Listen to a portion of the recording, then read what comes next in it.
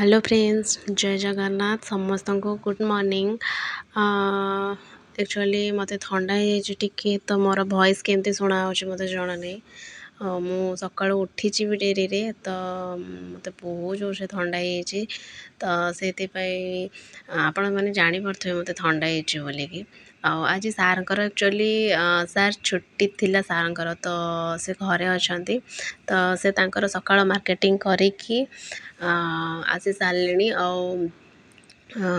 मो कही पैड़ पानी पुटु बोली गोटे जिनस जोटा कि रागी बनाई तो सेटा आने कही से आणिकी ये बस सैड्रे मु मोर एक्सरसाइज प्राणायाम सब कर जोटा कि मु भाविली टिके न कले फ्री लगभग बोली तो से भी भल लगुनि हेले भी मु ट्राए करने तो चलतु जीवा। आजिका दिन में मोर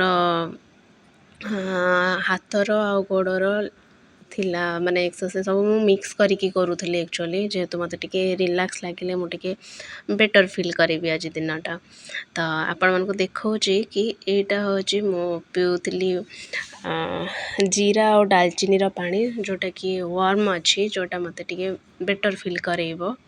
आ गोटे जिनस अच्छी कि मु तांको कहितली कि पैड़ पानी आ रागी आने तो यहाँ अच्छी पैड़ पानी ता भितर सब नड़िया गुड़ाक सब अच्छी। आ गोटे जिनस हूँ रागी जोटा आपण मानकु जना अच्छे ना ना माने जानी मु एटा हूँ रागी जोटा कि स्टीम करिकी एटा कराई आउ से कोकोनट दिखाई माने ड्राए कोकोनट दिखाई तो यहाँ मत बहुत भल लगे।